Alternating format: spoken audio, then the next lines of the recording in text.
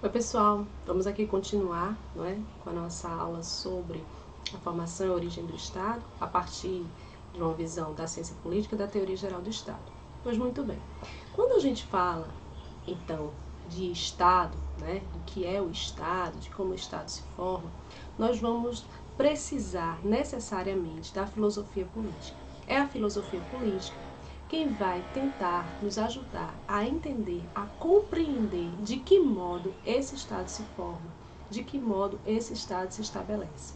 Então, a gente vai trabalhar a partir de agora com alguns autores clássicos. Vocês vão perceber que a gente vai fazer uma viagem no tempo muito rápida, porque a gente não tem condição aqui de depurar cada um desses autores, cada um desses filósofos, então a gente vai fazer uma viagem instantânea praticamente, mas importante para a gente entender alguns conceitos fundamentais que vão estruturar e organizar essa formação do Estado.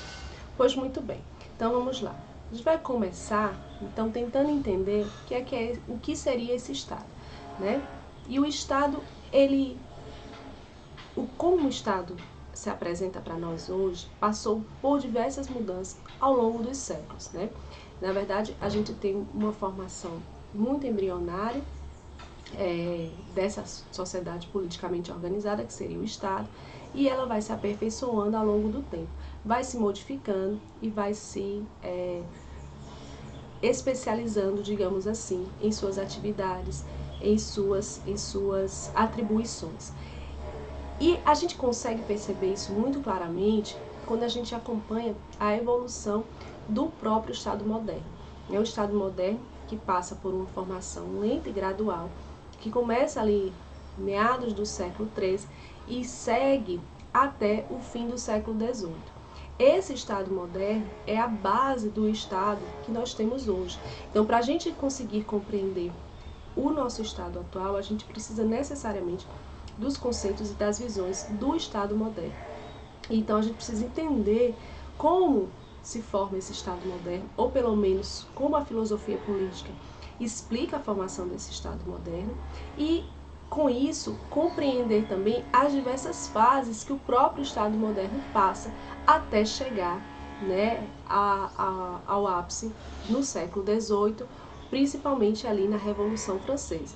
Então a gente vai tentar, a partir de agora, fazer essa linha do tempo, né, muito rápida, mas muito importante para a gente compreender.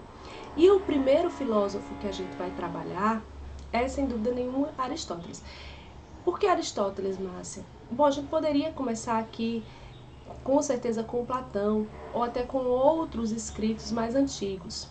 Mas, de novo, né, nós temos aqui uma visão eurocêntrica, muito focada, né, numa visão machista, numa visão de branquitude. Eu vou repetir isso porque isso é muito importante a gente ter como conceito.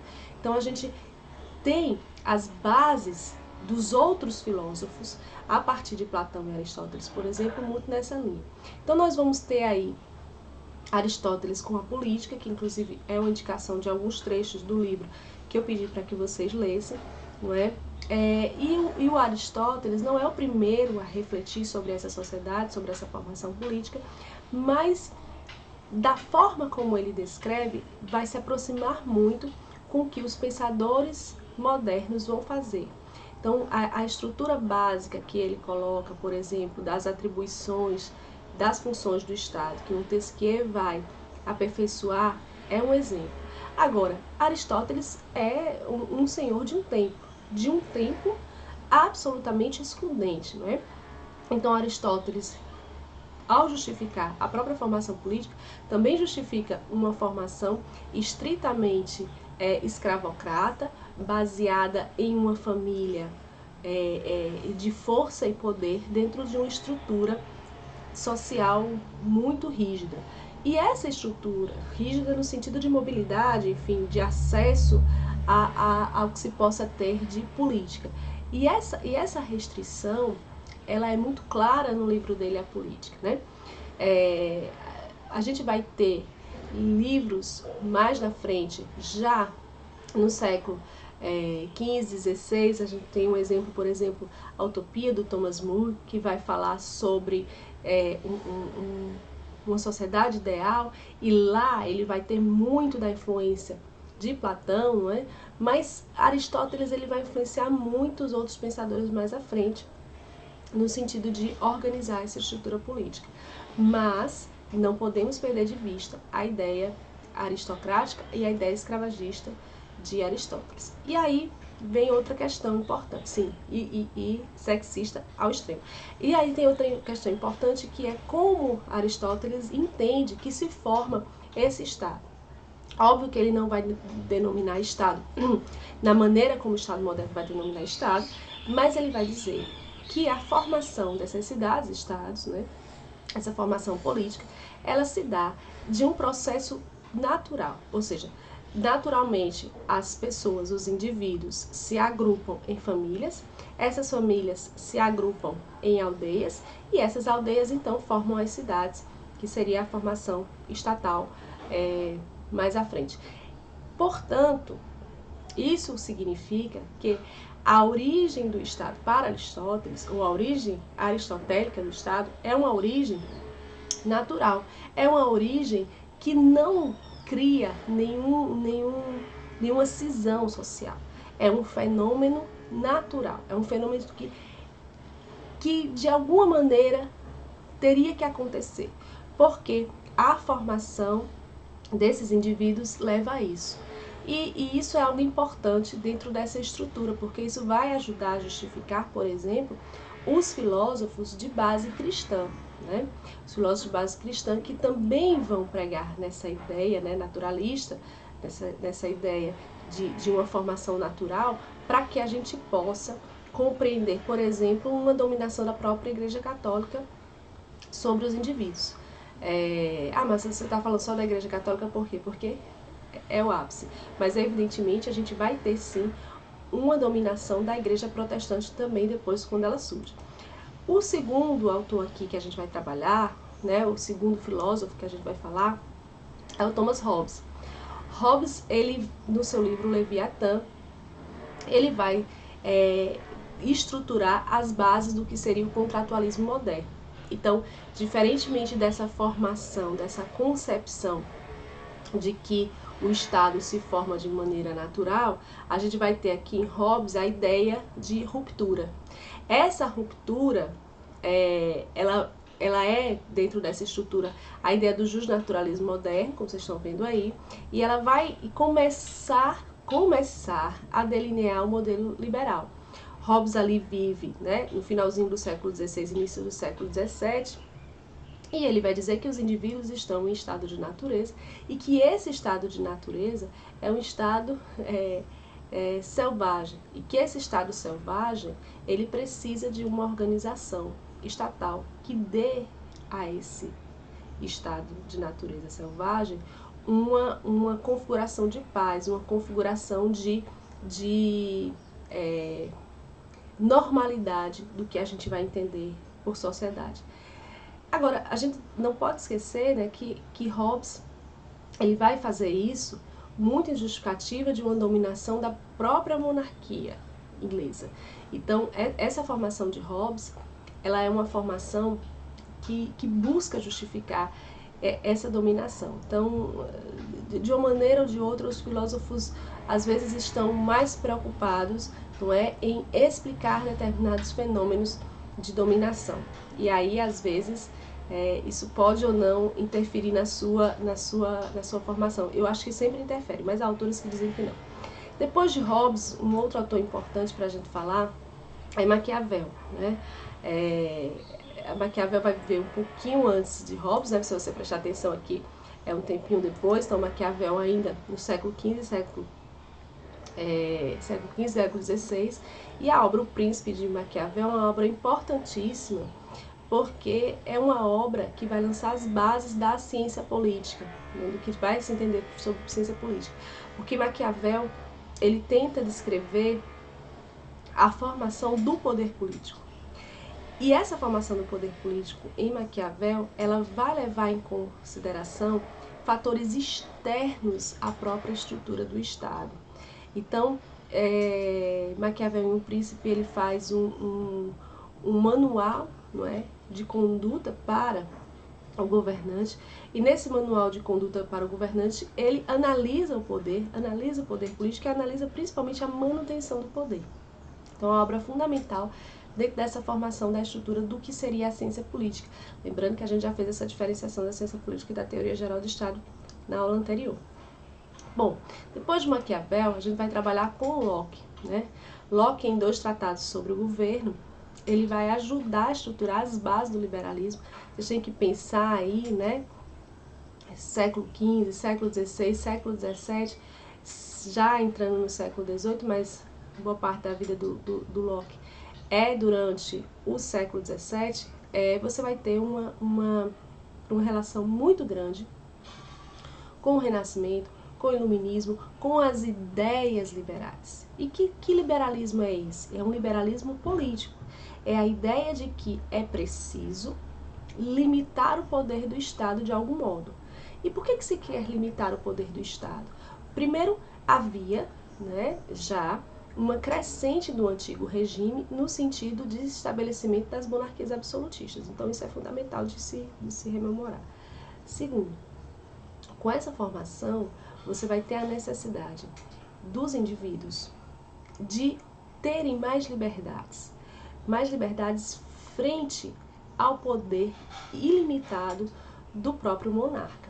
Vejam, nesse período, você vai ter autores aí importantes que vão justificar como e de que modo o monarca ele se transforma quase que uma divindade na Terra. Existe um livro muito interessante que é do Ernest Kantorowicz, Dois Corpos do Rei, que trabalha com a ideia de que durante esse período da história, né, ali século XVI, século XVII, você vai ter uma formação de Estado em que o representante desse Estado, o monarca, ele tem uma dubiedade, ele tem uma ambiguidade, ele tem uma simbiose entre o indivíduo, o ser humano, o mortal, e a imortalidade ou a divindade. Essa divindade confere a este mortal poderes absolutos e, por sua vez, justifica a sua permanência nessa figura de monarca. Então, isso ajuda a justificar e a manter essa ampliação de direitos. O que Locke vai falar lá em 2 tratados sobre o governo, e aí já bebendo das influências advindas do período da Revolução Gloriosa, você vai perceber que ele ajuda a estruturar as bases do liberalismo, do próprio Estado liberal, ou seja, desse Estado que precisa de alguma forma limitar a ação do Estado frente aos direitos do indivíduo. E aqui, mais uma vez, lembre que indivíduo este, não é qualquer indivíduo, não é? São homens livres. E não só homens livres, mas homens livres e de posses. Esse Estado liberal, ele também considera um Estado de natureza, mas no Estado de natureza, há o direito de propriedade, a autonomia da vontade, ou seja, todos são livres. Diferente de Hobbes, para ele não há um Estado selvagem nesse Estado de natureza. Porém, é necessário um pacto social a partir dessa realidade histórica, ou seja, a partir de um determinado momento, para que você estabeleça, né, limites e atividades entre todos esses indivíduos. Então, os indivíduos eles abrem mão desse seu estado de natureza, esse estado de total liberdade, para permitir que o Estado controle e estabeleça, né, uma relação dentro da sociedade, em que todos possam ter essas liberdades. Mas, obviamente, esse todos ainda se referem a esses indivíduos restritamente, não é? Além de Locke, a gente precisa também falar aqui de Rousseau.